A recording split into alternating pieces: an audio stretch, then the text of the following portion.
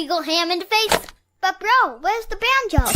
Some Cleveland sports shows try to give you hot takes, but only one can give you a big old piece of hot ham.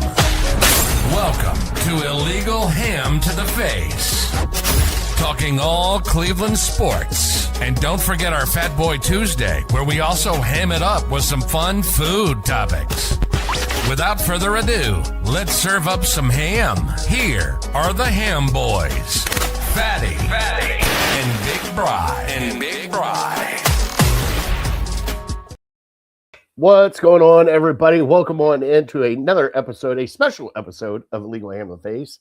I know it's not Tuesday. It's Monday night. It's prime time, 7:30.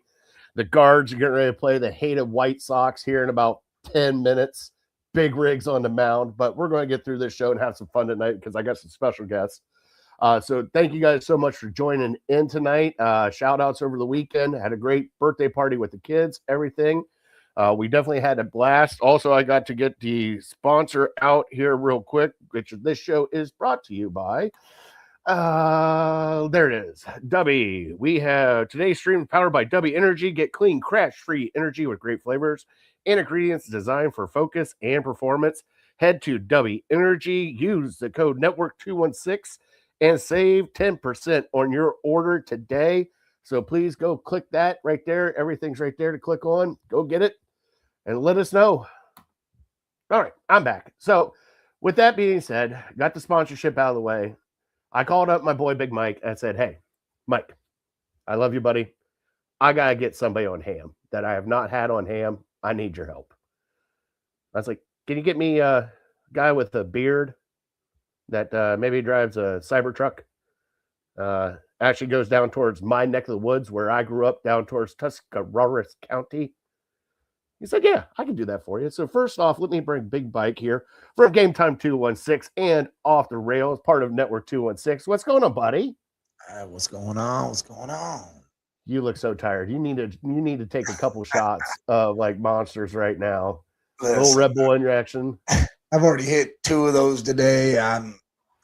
Probably after this show, I'm gonna go to sleep because I gotta get up and do this all over again tomorrow. You don't want to go 1980s style like we talked before the show started and just, Nah, the snow doesn't need to fly around here. All right. Well, let's bring in our other guest.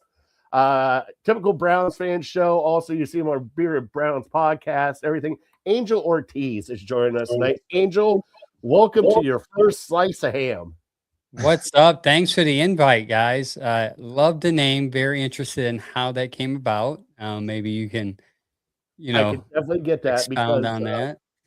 I'll get to that right now. We had so my co-host and I worked together for years, and when the pandemic hit, we were like, dude, all we do is talk sports and food, so we might as well get a show started. And we didn't want to do it, and don't take offense to this, please. Anybody out there with your, we didn't want to do like the Dogs podcast. We didn't want to do this because we didn't want to be pigeonholed into, because we talk all Cleveland sports, we talk food, we do trivia, we have all sorts of fun with it. So we wanted something fun. So as we were sitting at work one day talking, it was going to be, we had an eligible ham downfield because we wanted some food to go in with the show. And we were sitting there talking about that. And there was like 3 other names. And I finally looked at Brian. I said, hey, what about illegal ham to the face? He goes, oh, yeah, we're offensive linemen. Legal hands to the face, legal ham to the face. Oh, yeah, I'm down for that. And it just stuck. And we've done it. So every time that I get a whistle on TV and I hear illegal hands to the face, I'm like, ham. That's good. Good to know. And when I got the invite, I'm like, legal. I got to figure out how this guy got this name because it's very creative. I like it. Well, and I don't know if you saw our logo, but we've changed. Yeah. We had to change our logo a couple of times, but we got the pig here with the cigar and the Browns hat with the Guardians and Cavs beer in it because we just figured it'd be fun to do. We did have the original. I don't know if I still have the original one here or not, but it was actually, it's behind me. Yes. So he's a Michigan fan. I'm an Ohio State fan. And that's the original design behind us with the chicken wing in one hand, whiskey in the other, and and a nice recliner. So yeah, it was we had to have fun with it. So I mean, we're not as good as the Bearded Brown podcast, and especially everybody that has beards on there. I'm jealous. Yeah. Hey, because most of them do have hair on top. I don't have hair on top, so I make up for it on my chin. So it makes me look better, I guess. If I look like a balded baby, I don't think my wife would be attracted to me. So I got to keep some beard on my face, kind of make me look manly, right? Hey, that's 100% right. We have crossed paths in a similar pace at some point in time before. You guys and I used to go there quite some time. JB's Tavern there off Brook Park. Used to have a pool team out of there, and the French bread pizza that they made there when everything kind of got taken over. Fantastic. And I saw a couple of shows you guys did live from there. Love JB's Tavern. Great people there. Yeah, that's a nice little spot. We did a draft show there and a couple other shows. But I think we're scheduled to do one more there, I believe. I'm not 100% sure, but yeah, they're good people, good local establishment. If you're in that area, man, hit that place up. They got good. That French bread pizza is really top notch for sure. Yeah, it is, and especially with that fresh bread. Like as soon as I saw you guys talked about it, I'm like, tell them to get the French bread pizza. Gotta have the French bread pizza. It's amazing. Really we'll take you there soon, Mike. Yeah. He knows I love him. Yeah, I'll have to drive up. Drive 4 hours. Well, I invited him on the show one time thinking he was local. He's like, I got to drive up for Cincinnati. I'm like, dude, you make it sound like you're local here. Like, my bad. But, we'll work that out. Make the drive. That's not. I know you. I got you. I got some ideas. Oh, he'll definitely make the drive. He did it for our draft show at That's where I saw him. That's why I thought he lived local, because I happened to go into an establishment. And I'm like, crap, dude, I've seen you all the time on TikTok and Facebook and stuff. And we got to talk for a little bit. So that's why I thought he lived here. But he said, no, I was just visiting. So literally right before the draft show. Yeah, right before. I went in there to grab some food for the guys. Yeah, I went to grab some food for the guys. And he was right there. I'm like, I know that guy. And I was like, I can't leave without saying goodbye. What's up, KP Young? Sorry, one of my followers just said, what's up? No, you're fine. You guys getting a lot. Okay, I haven't got the comments going on because I'm pretty sure Justin's in here too. Justin's in there. Oh yeah, Justin's in here. Everybody's in here. So, Justin, Angel, thank you for streaming on yours. I appreciate it. Raul's in here. What's going on, Raul? I appreciate you in here. That's some of the regulars there. Justin will get kind of crazy here in a little bit, so I'm just letting you get prepared for what's about to happen, because Justin kind of goes off the rails too, and it gets kind of weird sometimes. You'll see some giggles out of everybody.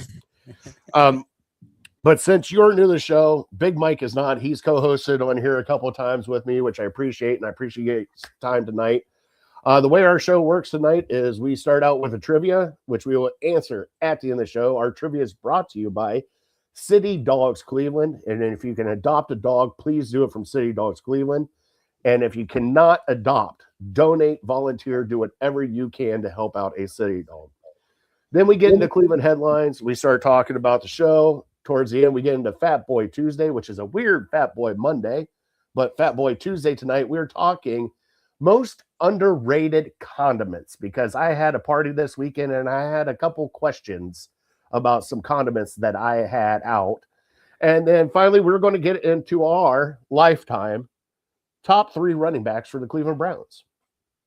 So just have fun with it. That'll end the show, and we will have a blast with it. So let's get this show started. First off, do you guys have any shout outs you guys want to get out? Friends, family, anything? Yeah, sure. Shout out to Tesla Fairlawn, who is a proud sponsor of my podcast. If you're looking to demo a Tesla vehicle, go there and you can, hook you up, whatever you want. If it's a Cybertruck, if it's any sports car that Tesla has, just sign up and let them know that Typical Browns Fans Show sent you. And shout out to the guys, Bearded Browns. Much love. Big Mike. Hey, it's always shout out to Sports Madness, the Man Cave, Jay, Scully, everybody over there, my son Dom, and everybody out there. Listen, man, you know what it is when we pop on. Browns, Cavs, guards, whatever. Even though I don't like saying guards, it's always going to be Indians. It's weird. It's the tribe. But hey, man, I know it's weird. and subscribe.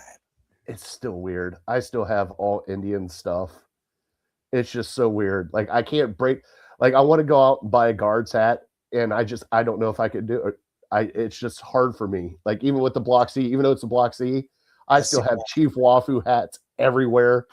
Yeah, so it's hard for me. But yes, go check them out. I mean, obviously, Angel, a typical Browns fan show. He's all over Twitter, Facebook, X, TikTok. Oh my God, everywhere. Same with Big Mike. God, he's everywhere too, especially on TikTok, giving me a whole bunch of shit on some of our stuff that we're putting out now. I've seen a couple of your comments about our shorts that we're putting out, but it's okay. It's okay. You know I love you. All right, let's get this show started. Let's get our trivia going, which is brought to you by City Dogs Cleveland. Here is our sounder. Let's have some fun.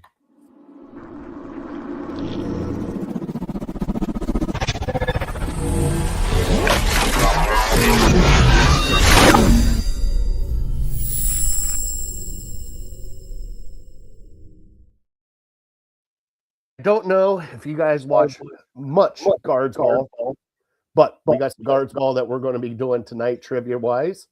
So, first off, right out of the gate, last outing for the Big Rig was not a good one whatsoever. But he still can strike out some people. So, if you guys could give me how many strikeouts he had in his last outing, which was against the Milwaukee Brewers, the final score was 9-4. But if you can give me the strikeouts, you'll win the trivia. And see Mike over there. I think Mike has it. I don't know about Angel though. No, I definitely don't have it. But I go off my wide range of baseball knowledge, and I'm gonna say 6. Okay, you're not right, but we have to save it till the end of the show. So I'll give you one more guess. This is what you get when you're a guest. You don't pay attention. My bad. No, that's my fault. Ruining the flow. I'm not going to be invited on again, Mike. Thanks. No, you are completely fine. Hey, you know how many times it's happened, and I'm just like, yeah, that's not it. We'll guess again here at the end of the show. Oh, good. Now that I know it's not 6, Justin does it all the time too. You don't have to worry about that.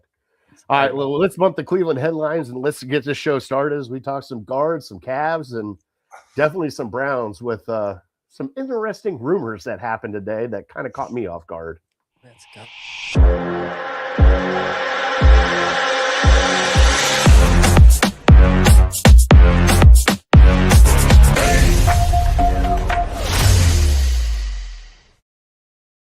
All right, let's start out. I'm going to switch up the order. We're going to go Browns first since we got Browns guys here and the beards are out and everything else. Rumors flying today. Catching my feed kind of caught me off guard. People calling Andrew Berry about Shedeur Sanders. A lot of reports. Tony Rizzo came out with it. A few other people come out with it. Gentlemen, I will start with Big Mike first. Your thoughts on the rumors that phone calls are becoming Shedeur for a trade. What are your thoughts on that? I absolutely love it because it proves everything I've been saying this whole time. The dude is coveted. The dude can play ball. Other teams want this guy. Why would teams give up anything, draft capital, a player, anything, if this guy wasn't worth starting and seeing what he can do? I think it's crazy that teams are doing it in a sense, yes. But again, it makes us all know that this guy, there's something there. Not just this, let's play around, put Watson out there for no reason. All right, let's grab Sorsby and see if he gambles his career away here in the NFL. I don't know, but I like it a little bit. Angel? I mean, I often ask a question with a question, right? To kind of figure out the answer in my life because I'm married. So I have to try to figure out how my wife is thinking. Understand. Right. So I ask myself, why do they want to get rid of Shedeur? And there, a lot of people are pointing to Sorsby, right? That makes sense. They want to put a bid in and they're kind of getting ahead of it. But for me personally, I'm asking the question, why don't they want to play him? I mean, they had him in that building for almost a year and a half. They've seen how he played. They've seen how he operates.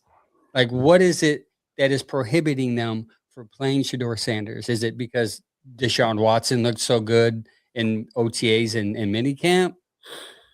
I mean, it's a mixed crowd depending on the report that you ask. So for me personally, I don't know if this is about Sorsby, but more or less about the fact that they know that Deshaun Watson is going to start the beginning of the season and Shedeur Sanders is going to be the backup. And the dad's already making noise. He made noise in the G. Bush podcast, and he made noise about saying, hey, it's not about one quarterback can't make a whole team. He said this a couple of weeks ago, about a week ago, which, by the way, the comments went under notice. Like, no one said anything about Deion talking about how the offensive line was so horrible and how his son can't elevate the team by himself. So for me, I see those headlines that slowly creep out. And then I ask myself, is the team ready to have Deshaun Watson and Shedeur Sanders sit in the back seat while the crowd of his fan base gets louder and louder and louder? So for me, maybe this isn't about Sorsby. Maybe they know, hey, we're going to have a heck of a time staying focused here. And if we have him as a backup, it's going to get louder and louder, not just from his fan base, but his dad, his family. I think we talked about this on my podcast, Mike, one time, that I don't see any reason why you just don't play Shedeur outside the fact that they're not high on him. Well, if that's the case, then why, and I'm going to do the kind of the same with you, these are my questions, then why take two quarterbacks when you did in the draft, when you had Joe Flacco, Kenny Pickett, and all that stuff? Why draft him, in the 5th, knowing that this possibly could rear its head, come up with, especially, obviously Dillon Gabriel, if they said they're trying to trade Dillon Gabriel, I would be completely down for it, because that 5'1" quarterback can go for a sack of balls for all I care. But I'm just curious of why the timing now? Why is this happening now of all times? And I know it's slow time in the NFL. We got to have stuff we got to talk about. But it kind of screams more to me that it's closer to what you think between Shedeur and Deshaun for the starting quarterback. Also, it seems to me that Monken, I wouldn't say has his mind set up, but Monken being a first-year head coach in here at 60 years old isn't going to want to, let's just say, dare tank it away. He's going to do whatever he can to win. And you sit there and you snarl. Why are you snarling, Mike? You said Monken isn't going to want to dare tank it away, but yet you're talking about them starting Watson? That sounds like tanking to me right there, because what has Watson given us since he's been here? Before 2 Achilles surgeries, before a shoulder surgery, he hasn't done anything. Now, here's my problem. But hold on. Him coming in is an unbiased opinion. He's coming in and looking at the quarterbacks for who they are, not Kevin Stefanski with an agenda, not anybody else over the corner. He's actually, this is actual competition that needed to happen last year that never happened under Kevin Stefanski. So this is a true outsider coming in, looking at Deshaun Watson, who is a veteran, who does at some point in time give your team a better chance to win than a second-year guy. And I hate Watson. I hate Watson. I just don't see how he gives us a better shot to win. I mean, that makes no sense to me. But then let me say this. Angel was talking about the noise that'll be created, right? If Shedeur sits behind Watson. Mm-hmm. How about the noise that'll be created if Sanders isn't on this team and you start Watson anyways? It'll be 3 times as loud as if Sanders was here. Because at least they know Sanders is going to get the ball at some point, because Watson will tank and the shit show will begin. But if he's gone and they trade him and start Watson, I bet it's going to be a lot worse. A lot worse. And Angel, I want your opinion on this as I say this. I think right now, and God, I hate saying it. I hate saying it because I really do not like Deshaun Watson. Not my cup of tea, not my kind of player. I'm just not a fan of him.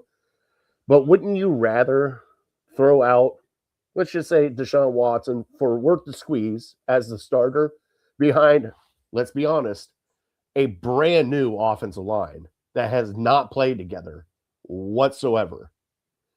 Okay, you got guys that retired all last year. These are a totally different offensive line going to be in front of him. Would you rather Shador behind a offensive line that's just starting week 1 and hasn't gelled for a few weeks and then bring him in, or you want to get him killed behind that offense? I mean, I think the offensive line and how they gel has a lot to do with what's going to happen, because I think Deshaun can see, obviously Deshaun's got the head start with the offensive knowledge, also the years played in the NFL and what he can see and what he knows mentally. I'd take that behind a shit offensive line instead of throwing out Shador Sanders behind a shit offensive line, which he was behind last year, and look how well he did. Yeah, he was pretty bad. Actually, QBR, if you believe in the QBR, was one of the worst. I don't think there's going to be a drop off of whoever the quarterback is, and I think Vegas knows that. I always point to that Vegas is saying, actually, you lost the game, says Miles left, that you're going to win 5 to 6 games. And I think they know, regardless of who's playing, the Browns are going to struggle. And I think for me personally, to what Mike said, I don't think the Browns are worried about the noise from the fan base as much as they worried about the noise from the Sanders camp. You have his brother come out, tell Mayor K to make a sandwich. That's bad for a reporter that's reporting for the team, right? Like you kind of be like, come on, And then you got Deion coming on the G. Bush podcast, and then other comments that he made about the team and how the team needs to improve to help the quarterback. So they're going to have to constantly worry about that. I don't know if people remember this, but last year Shador went through a period of time when he wasn't allowed to talk to the media because he was just saying random things. He was just saying things like, I'm better than any other quarterback in the league. I don't know why I'm not starting. And then the next time he was interviewed, he was just sat there quiet and smiling because he was told not to say anything. So that is the circus that people are talking about when you bring in the Sanders family or Sanders in. Now, for me, I'm willing to put up with that stuff because I think the kid can potentially be a guy that can lead you to, I think he has to grow into a potential good starter. I think he'd be a good manager, good game manager now, and grow into somebody better later. But again, I don't think the Browns want to do with that, because if they want anything to do with Shador Sanders, there would be no competition. Because to Mike's point, what is Deshaun Watson going to do that he hasn't done in the last 4 years? He's not going to be able to run around in the pocket because he doesn't have any legs.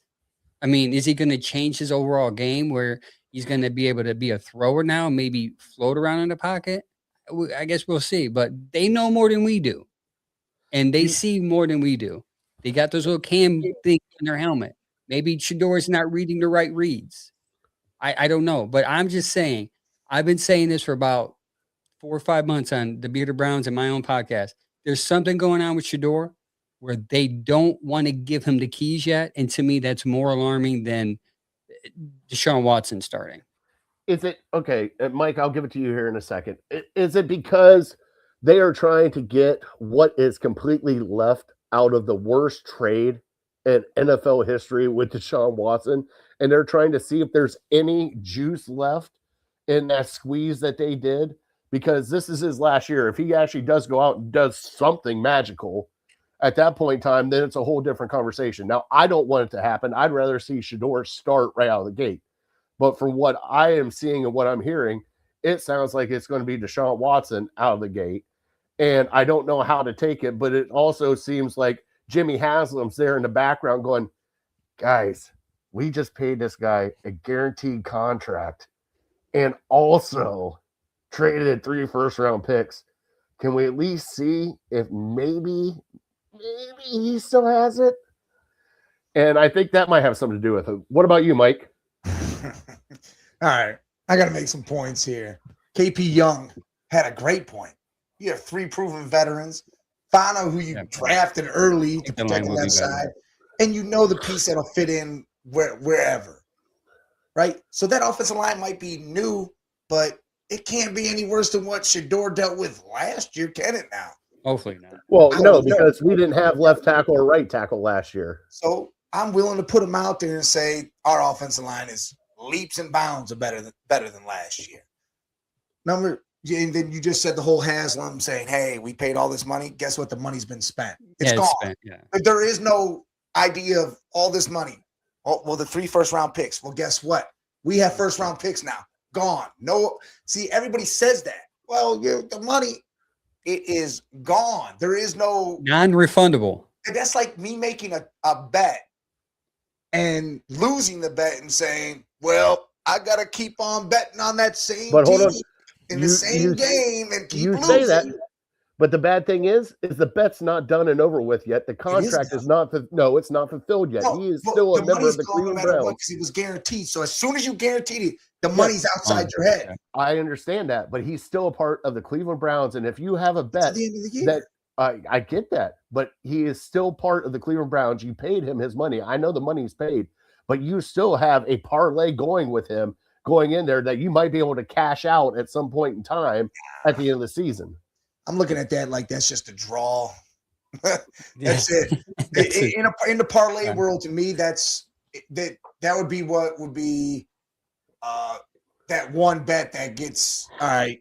That's a freebie gone. Like, because now I'm not betting on that no more. I'm not betting on a dude that has all these injuries and all these surgeries, and I'm gonna be like, well, I had this orange sit in the fridge for 3 weeks. Let's see if I can still get some good orange juice out of it. Nah, it's green and moldy. It's done and over with. There is no beating it. I paid $100 for that orange, though. I don't care what I did with it. It goes in the trash can the same as Watson does at the end of the year. Then why don't they just release him then? Because the dead cap hit would be crazy right now. If we do it later, the hit June 1st next year. Yeah, June 1st next year will be less of a hit. That's when we save ourselves money all around. And to be honest, you may, and this is I hate that this idea is even floated in my head because of the money, the dead cap hit. You could extend him for 1 year. There you go. $6 billion. You're about to say what? Because it kills all of it. Yeah, it can, but it can happen. AB said, hey, it's not out of the world of possibility that if he performs well, we can extend the guy. Dude, if he's a shit truck guy, I'll extend him for $6 million and get that dead cap hit gone. June 1st, once they let him go, it'd be less of an impact because the salary cap goes up for one, and two, it's just they can mess around with the money more, kind of like what they did with actually the Miles thing is a totally different thing because the verbiage they switched around to help with that. I'm not going to lie. Just don't think I wouldn't have cared about the cap. I would have cut his ass after he tore his Achilles again. Basically, what Denver did to Russell Wilson is what you would have done. Exactly. And to the extent I would agree with you, but which makes me go back to the point that Shedeur can't be that good if they're willing to hold on to Deshaun Watson to be your starter. That is my argument. Like, I'm not saying this because I don't want Shedeur to be good. I don't want people to think like Mike knows I want Shedeur to start. I want him to play. But I, as a realist, as a logical, analytical guy that I am and non-emotional, and that's part of the wrong part of running a podcast that I do that I get tons of hate on. Logically, if Shedeur was better than Deshaun Watson, Shedeur will start. That's the way it is. And Shedeur doesn't start at game one. That means Shedeur was not ready to play. I don't think there's any motive behind it. They already paid him, like Mike said. If anything, you start the youth movement a little early. You put him in the fire, let him learn with a better offensive line. You got better talent around him offensively, receivers. I just don't think they think highly of Shedeur Sanders, because if they did, they saw 7 games of him last year. They would have just been like, there's no competition. It's Shedeur Sanders. Yeah, at the point in time when they traded Miles, I think that's when Monken should have just came out and be like, Shedeur's starting.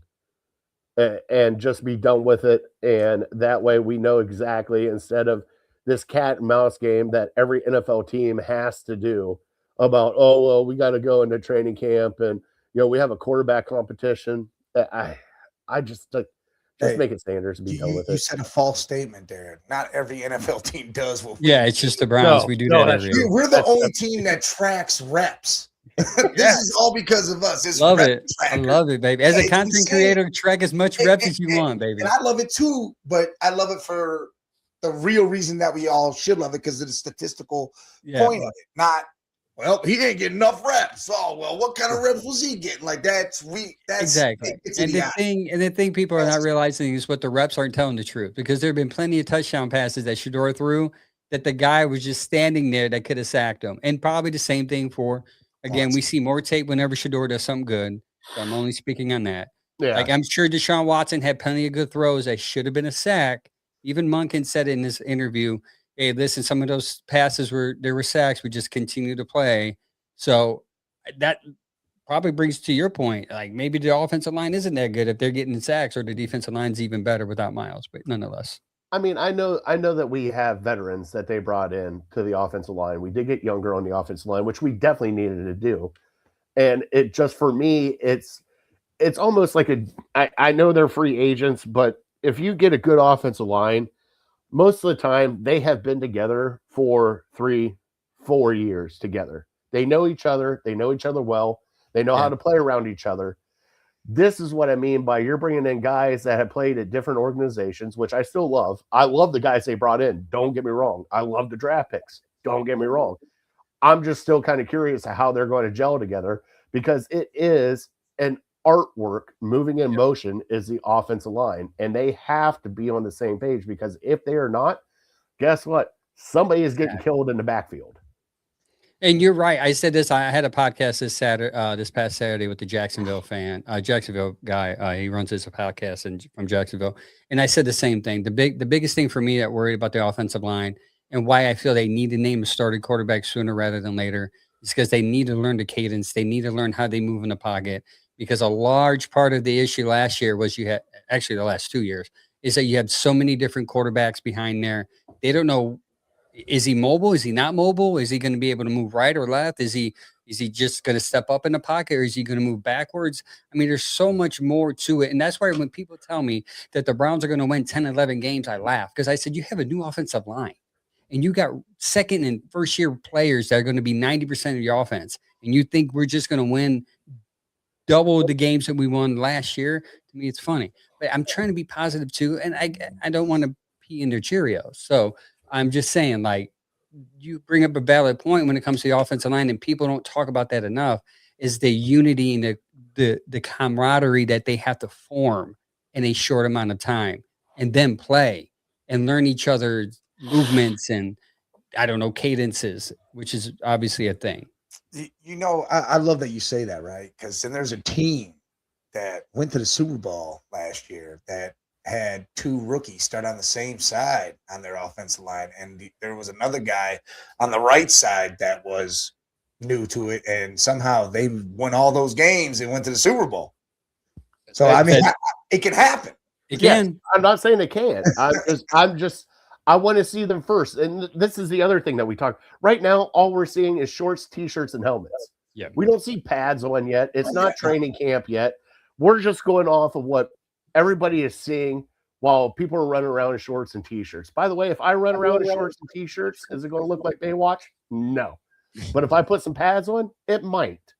I might look like I should run in Baywatch, but I doubt it. You guys all know Nate Jackson, right? Yeah. Ultimate Clean Sports Show. That dude is the biggest Shador hater I know, besides Mary Kay. Zach Jackson? No, Zach Jackson, yeah. Yeah, Zach Jackson. So he even spoke on how he's done watch Shador outplay Watson at these practices. How Watson, they don't show you how he's inconsistent and isn't throwing the ball good. Like, you'll see some good throws, but he is pretty horrible. So I don't know. Casey. If that's the case, and we're picking the worst of two evils here, I don't understand why. I don't even get the whole gist of this. Not one bit. Like, they need to just name the guy. And if it is going to be Watson, cool. Then I guess we are tanking for Arch Manning. And that's what this is. That's how I feel. And the minute they put Watson out there and they say it's him, it's tank for Arch Manning. That means Shador will be traded or gone or let go or whatever. I don't know why you don't let Shador play the year, go with the youth movement, see what happens. And if you still got to pick a quarterback because Shador sucked, guess what? Then you saw that, you figured it out, and now you draft. And you don't have questions. If he plays outside his mind, you got 2 first-round picks to go get Jeremiah Smith and a corner you want or something, or you can do whatever the hell you want. Yeah, you can finally say, hey, guess what? I don't need to draft a quarterback. But here, if they do that, do you think they feel confident enough in him going forward, or are we going to have the Baker Mayfield effect where excuses will pop up in the haters' heads? I can think already. You had the easiest schedule, you had the weaker schedule, you had the easy teams, that just the amount of excuses that are going to be piled up, and then You finally a got wide team- receivers that could catch the ball. Yeah, unlike yeah. Jerry So Jeudy. yeah, so aside Jerry Drew. So yeah, you're gonna. So will the team see it from that perspective where they're like, we had a softer schedule. Now that we're, let's say hypothetically, you win the division, can we win against better competition with Sanders? And I personally, I'm with you. It's just roll the ball down the hill and see what it runs into. I mean, what's the worst can happen? You need another quarterback, and we've done that before. You said the softer schedule thing, right? And I've gone in on Patriots fans telling them how they had the softest schedule last year. But where'd they go? To the Super Bowl. So if we had the softest schedule and Shador wins games, we do something. I don't care. I don't. Where we go? That's right, the Super Bowl. But that's what I'm saying. We can say that, and people can say, "Oh, well, you had this." Well, cool. Drake May did too. Are we gonna just dog him out? Say he's trash? Nah, we're not gonna do that. We're not gonna play that game because I for one think he still has to prove it to me. Drake May still's got to prove it to me because he did have the soft schedule. Yeah, a lot of sacks too. Yeah, he got smoked. He got smoked because that left side was rookies, but they still won games and went to the Super Bowl. So I can get behind this whole thing, but that's even more reason to let Sanders play. It's a soft schedule. Let him play. I don't like the fans that say what running guy here says. He said they're afraid that Sanders will be good and they want to debut a new quarterback. I don't think they're afraid of Shador being good, because I think they would want him to be good. At least I would hope, because if they're afraid, this is the real thing. Like, this is like real. They're up there in Berea saying, well, he does look pretty good this week. Let's trade him because we would rather have an unproven guy. That would be insane to me. And as a Browns fan who is unemotional at times, I will get emotional and be very angry at a team that had a quarterback and let him go because they had a different agenda. Who's the coach of Texas? Steve Sarkisian still, right? Yeah. He even said Arch might stay again. Yeah, he did say that. I hope to God he does. He's But I mean, there's 5 other quarterbacks. I would too. I don't like any. I don't like. I'm not. There's 5 other ones, man. People say Lenore Sellers. That dude, no. Sellers, he's a running quarterback. Maybe, but I'm not on that dude either. To be honest, Sorsby was the guy I liked besides Sorsby. And now he's over here with this character. And now I'm like, well, great. Sorsby's everything Monken would want to. A lot of people don't. A lot of people want to talk about this. That guy's a runner. 500 yards running and 9 touchdowns on with his legs. Jackson Dart would have been the real quarterback for him. Yeah, I mean, almost 3,000 yards, 26 touchdowns, 5 interceptions. I mean, that guy, he would have been the guy Monken wants. And maybe Monken's playing Switzerland here, and he's like, listen, I like all these guys, but behind the scene, he's like, listen, man, these guys, they suck. Let's get the guy that I really want. Like, not because people say, well, Monken says he likes Shador. Well, he also said his press conference, the reason why I took this job is because Myles Garrett's going to be here. Where's Myles Garrett? Yeah, not here now. So, I mean, I won't, but basically what I'm saying is don't believe anything Andrew Berry says, don't believe anything Jimmy Haslam says, and don't believe anything Todd Monken says, because they're lying to you, and just stop believing them until you see it, and till you see the final team on the field. That's when I'll fix this problem right now. Take both your first round picks next year and trade for Justin Herbert. Get your quarterback, be done with it. He gets hurt a lot, doesn't he? But he only gets hurt a lot because the damn offensive line gets hurt all the day. He had both his tackles were gone. Let's bring him here where our offensive line is questionable. Hey, we got Warhop. Joe Thomas believes in this. Yeah, Warhop is my hope. 1,000% in this guy. So I'm gonna ride with Joe on this one. Yeah, me too. Right. He did say that Deshaun should start. So you can ride with Joe Thomas then, or are you gonna? Yeah, I'll ride with that. That means he's ready for Arch too. If Joe wants Deshaun out there, cool. I can't wait because Deshaun will go out there and tear his Achilles on the first. It's going to be just like Aaron Rodgers. 3 plays in, boom, done. God, I love it. It's going to be fun to see, man. I can't wait till they throw the ball in their underwear and we track stats again. I'm getting bored. Yeah. All right, we're going to do a quick one on the running back before we switch over into our other sports here. All right, do you guys have any concerns with Junkins coming off of this leg injury, and if he is actually the true bell cow running back for the Cleveland Browns. You want me to go first? Go ahead.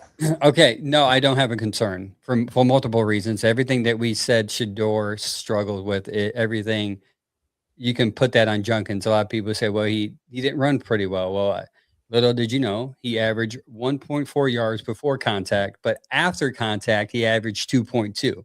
So he was getting more yards after he got hit than before he got hit. Okay, and by the way, that's top. He was top 6 in the league in that stat. 5th highest mark with yards after contact in the group of 49 running backs, with a 62.2% rushing yards coming after initial contact. 62% of his yards came after he was hit. So give me a line that can open a hole and let's see him hit it.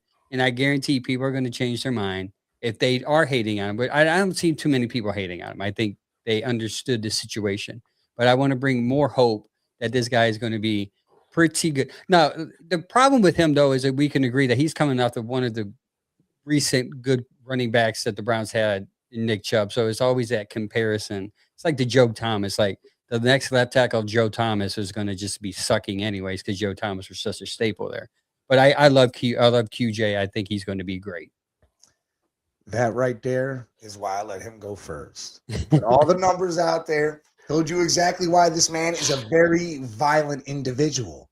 He said 2.2 after contact. This dude invites contact. He wants to get hit so that he can plow somebody the hell over. Junkins is fine. You seen him when the new offensive line was brought in back in February or back in March. He was working out. This dude's leg healed already. He's like the Flash, literally. All of a sudden, he just healed up, ready to roll, and he out there taking it to it out there in OTAs. Now, I'm not worried about not Q at all. And I hope Sampson makes that jump just a little bit. I want him to get a little more. He does have a coach that can use him too, unlike the other coach we had. Yes. And you know what? I'm not against if you bring Nick Chubb back just for the veteranship and all that and say, hey, you're going to be that guy that just pounds it down on the 1 yard line. Let him do it. Yeah, I mean, don't sleep on Rocket Sanders either. I think Rocket's going to be a good guy. Raheem? Yeah. All right, gentlemen, we are switching over to Cavs talk now. I know the rumors are going around about Giannis getting traded to the Heat, and it's just kind of been going crazy at least the past couple of days. But what I want to talk to you guys about is we had our 10-year anniversary on Friday of the 2016 NBA championship with your Cleveland Cavaliers on Lake Effect Lounge on Friday night. I rewatched the fourth quarter, got goosebumps back again. It was absolutely amazing. Justin joined me for that show. I want to know where you guys are at as I give where I was at again, where you guys are at, how you guys reacted to the actual Cleveland championship being here and just it happening. Because like for me, I was telling this before, my kids were 3. We were putting them down for bed. I was by myself in my house, drinking beer, watching it on TV like pretty much everybody else.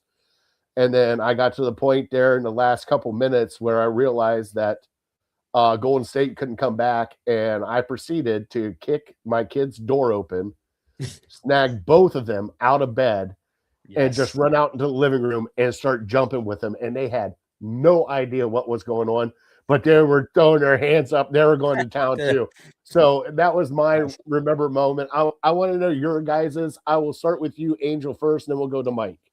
Well, mine was extra special, and I'll tell you why. Because 2 weeks before then, my first child was born. I'm not going to get emotional, but my first child was born. She's 10.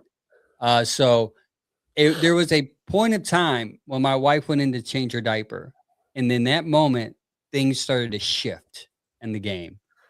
And then when that block happened, she started to come out. I said, "You're not going anywhere. You're going to stay in that room," because as soon as you went in that room, things started to shift, right? And then obviously because she wears the pants in a relationship, she came out anyways. But I was able to hold my daughter while Kyrie hit the 3 and while LeBron hosted the trophy up high and said, "Cleveland, this is for you." So for me, it was extra special. I was holding my firstborn daughter, and I was able to witness the curse being broken, only to be brought back 10 years later. But yeah, for me, that was special for me. Always be remembered. And I had people calling me, "Hey, congratulations on the baby," and they won a championship. I'm like, "Yeah, awesome." He was supposed to be born 2 weeks before. My wife was doing some work in the yard, and because of that, we had it early. So I kind of was like, I could have been like, she could have been born as he was like lifted. It could have been the perfect moment. You could have summoned her right up. Yeah, I could have lifted her up while he lifted the trophy up. So, but no, I'm not too mad at her now. But that was my story. Hell yeah. Big Mike, what about you, bud? Well, I had just put my daughter down before the game really started. She was 6. And, if I would have woke her up, that'd have been it. I'd have been up all night, not going to work. And so I was sitting there watching the game, and I couldn't make no noise. None. I just sat there and cried. Just cried. I couldn't believe it. And I didn't think it was real. And I cried. And then the next morning, my mom calls and says, I'm hitting newspaper stands. I'm buying all this.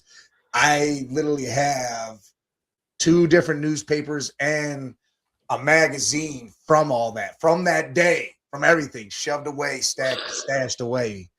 And yeah, that's something, not a lot of Cleveland fans have got to embrace or enjoy. So it's forever. And you saw them guys that got together and stuff. They were over there across the pond kicking it and enjoying themselves. Everybody, well, most of them showed up. Kyrie was, not there, but then he talked to him. But Delly, Delly was a dude.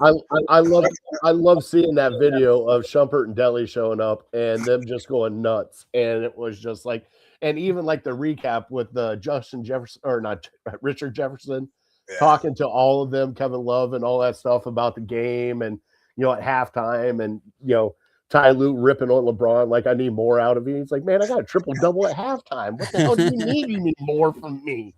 But no, truly amazing thing for Cleveland. And like watching it, rewatching the fourth quarter on Friday, and just watching how everything went down, it was just like, it still gave me chills. And I couldn't believe it. Like, I was sitting there just midstream. I looked at Justin. I'm like, dude, I still got goosebumps, man. Like, it hits you a little different, especially with that one. And especially LeBron coming home and doing it. Especially coming on back from like 3-1 too. No one's ever done it. That makes it even better. He's like, and LeBron, they watched the game before. He's like, they messed up. It was 3-3, and he knew it was going to come in and full focused and take care of work in their house too. Yep. Oh God! You know what's funny is Richard Jefferson had Draymond on the other day, and Draymond said, "I bet you guys were shitting your pants when we got KD." And Richard goes, "Yeah, I bet you shit your pants when we beat y'all came back from 3-1, and you had to go get KD." Yeah, that's not talked about enough, by the way. How they had to get KD to beat LeBron again. Yeah, because we should have been back to back. We should have won 20. Went back to back. He had the injury a year before that with Love and Kyrie. They couldn't even handle the B team. If they would have been full, it probably would have been back to back. I'll say it. Fucking Kelly Olynyk. Yeah. Fucking Kelly Olynyk. I'll say it. Take it. All right. Let's switch over to the guards real quick, as they are in the game right now.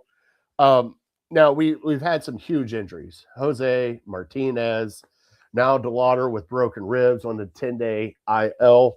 I want to talk to you guys about who you think should be stepping up in this situation while everybody's out, because I'll give you my 2 and see if you guys agree with me or not. My first one is Manzardo. I think he needs to get his bat back to health and just start raking. I think he's the one that needs to step up. And I have a different one, which is really going to throw some people off. I think Rocchio has took a step this year. I'm being dead serious. I think that send down last year, right before the playoffs, when he got sent down to the minors and had to work his shit out, and he came back up, and he definitely worked his shit out. I think a sleeper, Rocchio, might be the guy on this team to kind of push him over the edge to get him to the playoffs. What do you guys think? I'll be honest with you. I know a little too much about the guards, but I'm going to go my best. And from what I do know off my top of my head, I think obviously Manzardo would be the guy that I think needs to step up because it's all about the youth movement. I think there's a couple of young guys that they need to come in and be like, hey, we're going to take over the reins and we're going to not only play well, but hit for power. So Manzardo's one of them. And I do like Arias. Not that he hits for power or anything, but I think him kind of replacing Ramirez there in third, being a steady defensive guy is needed because you can't do errors in baseball. And the other guy is, hold on, I'm searching for his name now. I wrote his name down because I was writing some stats. But if you want to overtalk me, go right ahead. We're not going to overtalk you. We don't do stuff like that. No, we don't. Are you kidding me? I did. Like, dude, you're not. Talking we love dead air on this show. That's what we're all about on this show. Is fatness and dead air. Cannot find the name. But those two I would go with. Those two. Mike, what about you, bud? Banza, Travis, that's his name. I think Bazana. Yeah, I think he needs to. I know he's young, but it would be good to see him kind of take leadership and step into like ownership there. He had a huge game down in Houston. Yeah. Huge. All right, Mike, what about you, bud? Travis is plus 600 to win AL Rookie of the Year right now, behind two other AL Central players, which is insane to say that the Waters should be in there too. Away with that. But I agree with you with Rocchio. I like Rocchio to do that. Manzardo also. Everybody's written off Stephen Kwan. Written him off, done, trade him, get rid of him, do all this stuff. It's been almost a year, buddy. I think right here, if he could channel something and pull something out to where he can lift them up, I think that would change everybody. This would be something huge. Didn't they pinch hit for him the other night? They could do whatever they want. Well, no, but I mean, he's never been pinch hit before. You got to think, this dude's hitting a slump beyond slumps. I mean, he just ruined everything. He could have signed that lucrative contract that we tried to give him, and now he ain't going to get signed for anything, and he might as well just stay for what pennies we'll give him. I wonder if that's in his head, too. It probably is. It might be. I mean, he's still a great outfielder. Like, he still plays great outfield, but he fell off a cliff, man. Hey, Vot the manager needs to go tell him, hey, Quan, put all that aside. We know you can hit. We know what you can do. We know who you really are. Let's get back to that. Worry about right now and worry about the future later. Because if you can't pull it out now, the future ain't going to matter. Yeah. Man, 206. Wow. Okay. Yeah, it's not good. It's not good. Well, Angel, I know Mike likes this question coming up, but you ready to get fat? Every day. Yes. Every day. I love food, man. Get fat.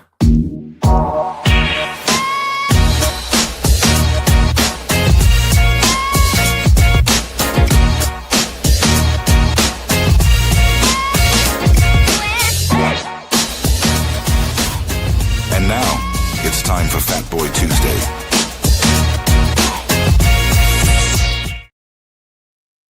I love Fat Boy Tuesday. And what I really like is, Angel, when you come on to Fat Boy Tuesday, you bring one of my favorites with you, which is Cleveland Ketchup Company. Just gave us a like on the show. You have got to get me in touch with those guys because I have been trying to reach out to them to sponsor Fat Boy Tuesday for I don't know how long because they came out with a honey mustard.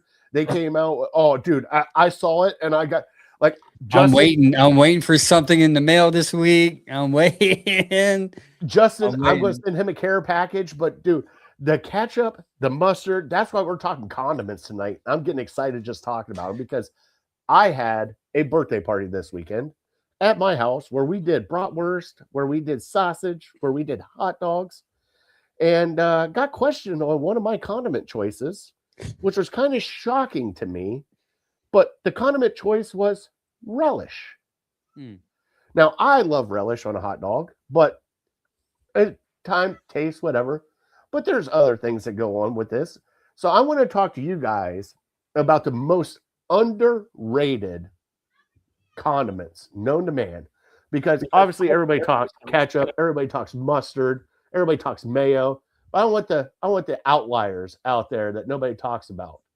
So I'm going to start off first with relish. The sweet and dill relish I think is very underrated because it goes on anything and everything, like tuna salad sandwiches, also chicken salad, also hot dogs. You can put it on anything. Next one, horseradish. Mm.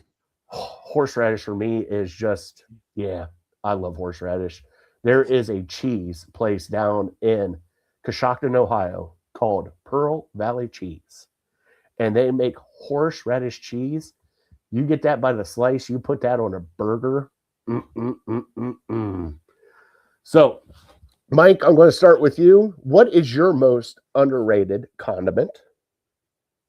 Man, I don't know about underrated. You know, and let me start with my favorite. My favorite is stadium mustard, like the original stuff, not just knockoff stuff you see around. Straight from Cleveland, the ballpark mustard. That is where it's at. You know, hot sauce, all that's great.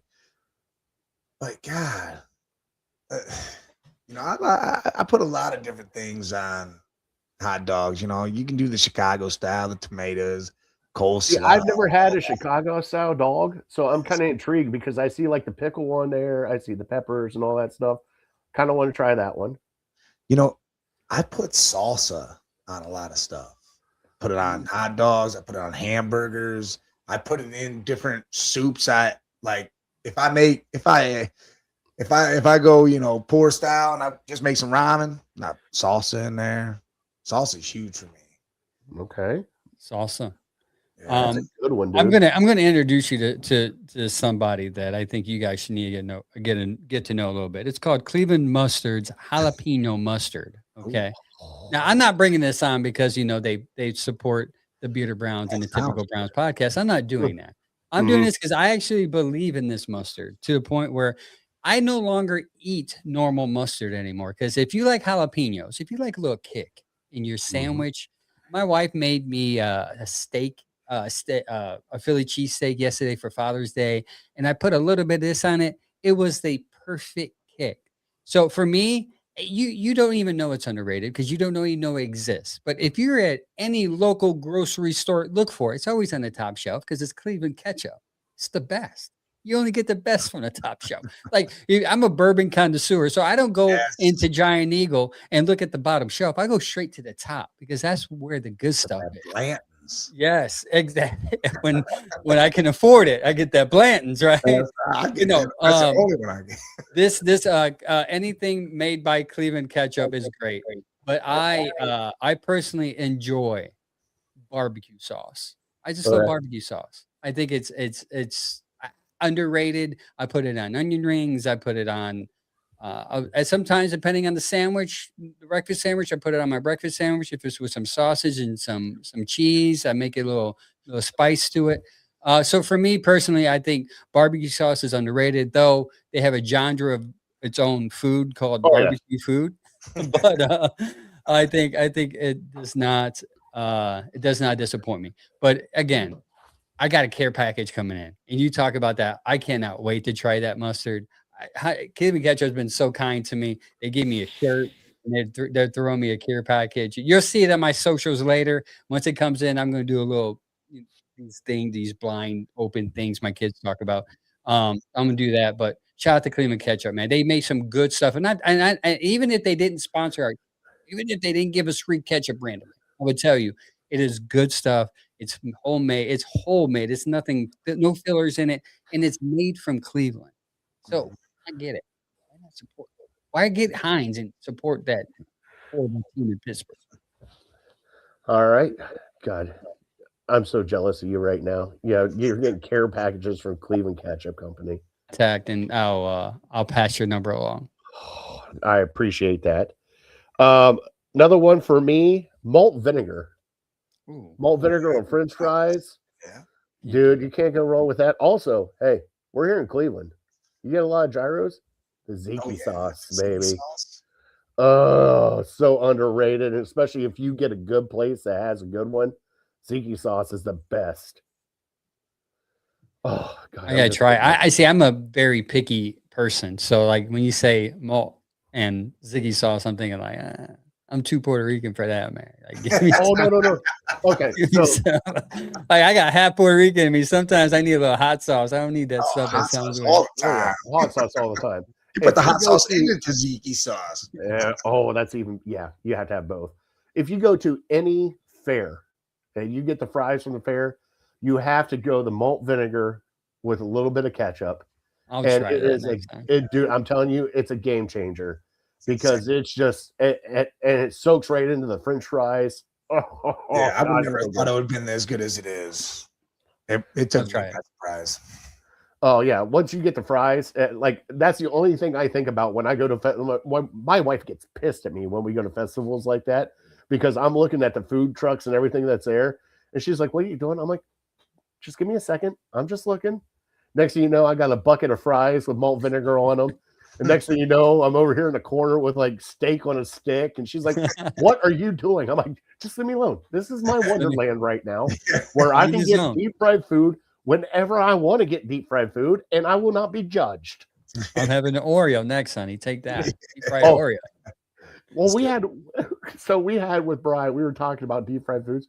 Have you guys ever tried deep fried butter? Man, that just sounds like I'm about to die. Yeah. I Just know, thinking but it's about a thing. It's a thing. That's crazy.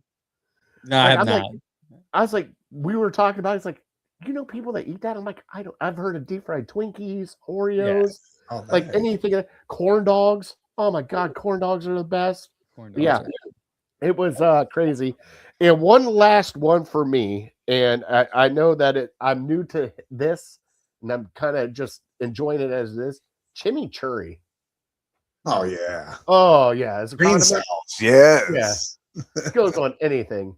Justin's in here with fried Oreos. He did bring up Woodford and Angels. Oh yeah, Yeah, those those two are good. those are good too. Those are I like good. Buffalo Trace too. Buffalo Trace.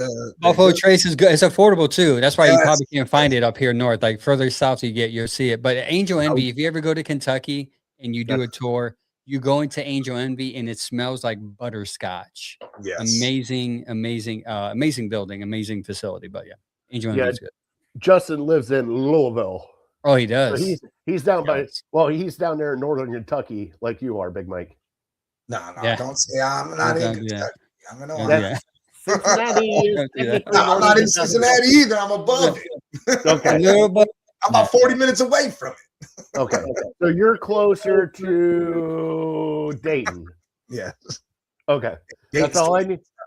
Okay. Well, if you're closer to Dayton, then yeah, you're not down there in northern Kentucky. You're in a different. You're on the eastern Indiana side. I drive 40 minutes to work and I'm on the border of Indiana. Yeah. mm, All right, gentlemen, let's switch over. We'll do our top three. We'll close out the show with the trivia, but our top three tonight is Browns running backs, top three in our lifetime. So I'm pretty sure I'm the oldest in the room right now, so I get to have some fun with it because I think I'm older than both of you. So I have some running backs in the 90s that you guys probably don't have.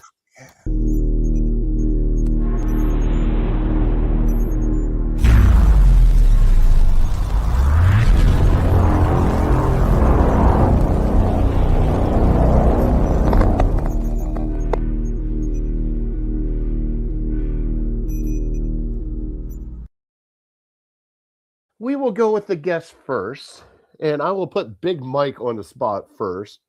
Big Mike, give me your top three Browns running backs in your lifetime. Well, Eric Metcalf is probably number one for me. I mean, the dude was universal. He could do everything. Just amazing.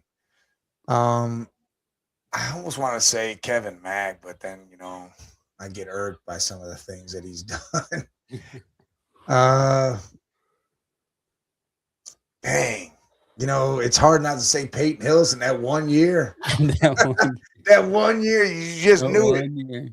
It was like Mike Allstott-esque what that was. And then, you got to go Nick Chubb. I mean, Nick Chubb that's something that you just don't see all the time. And Uncle Scott, yes, Ernest Biner. If I saw him, I'd say him, but I wasn't around for all that. Yeah, for me too. I met Eric. I got to I had Eric on the podcast. So Eric Metcalf has always been number one for me. He's one of my top Brown. Him, then Bernie. I would even go. It was only a couple years, but Jamal Lewis. He had a good run here, even though he was a Raven. I would also put. I would have to say, obviously Nick Chubb, but if you add me another one, I would have to say Peyton Hillis. That 1 year, man, he made that year fun, right? Cover of and he made the cover of Madden. And if it wasn't for his ego, maybe he would have had a couple more good years as a Brown after that. But I would put those there. But Eric Metcalf is Nick Chubb is a close second with Eric because there's some sentimental stuff with Nick Chubb that makes it make me like him a little more. Now, I left Nick Chubb off my list because I figured that'd be universal for everybody. Yeah. So I left him off my list. So I am going to go number 3, Leroy Horde, one of my favorites growing up. So Leroy Horde. Number 2, Jamal Lewis, when he was here. Still can't believe he actually wanted to come to Cleveland after Baltimore. More power to that man. And also, my last one, and you guys have said it, I almost want to call him the Great White Ape. I don't know what to call that man. Peyton Hillis, that 1 year was just, it was Mike Allstott. It was just, he ended up on the cover of Madden. Like, think about that. Peyton freaking Hillis, who we haven't heard from in a while, except for a life-threatening injury when he tried to save kids. Yeah. But Peyton freaking Hillis, like, it was a year of all years, and we thought that he was going to be just after that year. Man. But yes, Eric Metcalf is definitely on that. We've had Eric Metcalf on the show too. So much fun. We actually got him behind the scenes. Bry's favorite player ever is Eric Metcalf. And it was Bry's birthday. I got Eric Metcalf to come on the show while he was in Italy live. Nice. And he's like, guys, it's 2 fucking a.m. And we're sitting there like, sorry, just ask you some questions. I remember the one question I did ask him that I loved his answer. I'm like, now you played in a different NFL than what it is today. Like, Eric, if you played in this NFL, he was like, man, I'd carve these people up. Yeah, I was like, you would. All I needed to hear. That's all I needed to hear. Yeah, he definitely would. He definitely would. He was talented. Got to talk to Josh Cribbs a couple weeks ago at your neck of Tuscarawas, and he said that if the rules were different, like it was this year, like it has been the last couple of years, he probably would have ran like 20 back because he said it's so favorable for punt. Can you imagine him and Devin Hester? It would be insane right now. It'd be we would need an offense. We don't need an offense. Like, if you think about that, they wouldn't even have to. It was you get one wave, and once that wave's done, you're gone. You're gone. Like, that's what he's talking about. Save you at that point in time. Like, we can't even find somebody to pass a wave in this Brown. Like, that's not talked about enough. Let's talk about how bad the special teams was. Because we used to be so good at getting a kick returner. We had a legitimate returner all the time, and then now we can't find one. You can't find nobody. Like KC? Insane. I think KC can, but do you want him out there when he's going to play a lot on offense? That Wallace kid from Baltimore, I think, might be the kid, but we'll see. Yeah, Tyron or Juan. Yeah. All right, gentlemen, we're here at the end of the show where we do our trivia, which is brought to you by City Dogs Cleveland. If you can adopt a dog from City Dogs, please do it from City Dogs Cleveland. And if you cannot adopt, volunteer, donate. They take everything. They take dog food. They take toys. They take treats. They take time of you just walking them down the street. They will take anything. Also, coming up in the Brown season, you will get back in our Dog of the Week, which will be the longest resident in City Dogs Cleveland, and we will help to get that dog adopted into a loving home. So please go help out City Dogs Cleveland. I asked you guys at the beginning of the show. All right, Gavin Williams did not have a stellar outing last time against Milwaukee Brewers, but still ended up with a whole bunch of strikeouts. Now, Angel, you messed up and you said 6 rounds inning. You gave me a clue this time. You said a whole bunch. I said 6. So it's more than 6. It's not more than 6. I'm just saying a whole bunch just to throw you guys off. But You I said would've fell 6. for it, I'll too.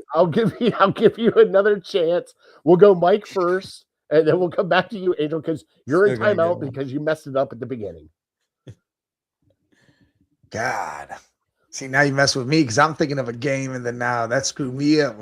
Because you said a whole bunch and you took it away. I'm like, man. God, so that might I could say 3 to 11. Yeah, you could. So it's one of those. 3 to 11. God. I don't know why I want to say 11, but he It's got not even that. smoked. It's It's not 11. 3. Okay, you're close. Closer than what Angel was. 4. Angel's got it right on the dot. It just took 2 tries and his guess and the big clue. Yeah, I got it. He had 5 innings pitched. He gave up 7 earned runs, but had 4 strikeouts. He could not command his fastball whatsoever It's that like a game. Tanner Bybee outing. No, well, he got rocked right out of the beginning too, because I had him for over 6. What did I have him? Over 6 strikeouts and then 18 outs. So that'd be 6 innings. Didn't even come close. Didn't even come close. I just flushed that $5 holla right down the drain. Yeah. Like, nope, Hey, just like the Browns need to do with Watson. flush it worry right down about the drain. Don't worry about the money no more. Flush it Yeah. down the drain. All right, this is where I give it over to you guys here at the end of the show. First off, Angel, Mike, thank you guys so much for joining me tonight as co-host of Legal Hand to Face. I appreciate everything. Everybody out there watching, first off, go give us a like on all of our socials at Ham Illegal. Also, Network 216. And I give it over to you guys now. Angel, let them know where they can find you, where to follow you, and what you got coming up. And then, Mike, you take the last. Typical Browns fan show on all those. Bearded Browns podcasts on every social. And I got some stuff in the works. I might include Big Mike in a couple of things that I'm waiting on some stuff to get approved. But stay tuned to the socials. There'll be some, hopefully, a big announcement dropping soon, content-wise. Not podcast, maybe a little podcasting, but content for sure. Yeah, stay tuned, and then you'll see the announcement. It's pretty cool stuff. And as always, you guys should know where to get me at the Man Cave 8172 on YouTube, at Man Cave 10 on TikTok and X, and definitely come watch the shows. Me, Jay, and Scully get at it. I mean, I know you do. we get at it. Sports Madness tomorrow.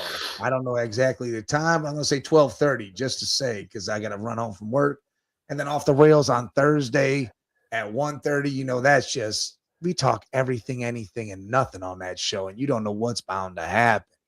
But yes, a lot of collabs gonna happen this summer, this football season. It's about to be insane. All right. Well, gentlemen, at this point in time of the show, Brian, always God bless them. So I'll do it. God bless you. God bless America. And also, we want to thank our troops, first responders, for everything you guys do. We love you guys. Cannot do anything without you guys.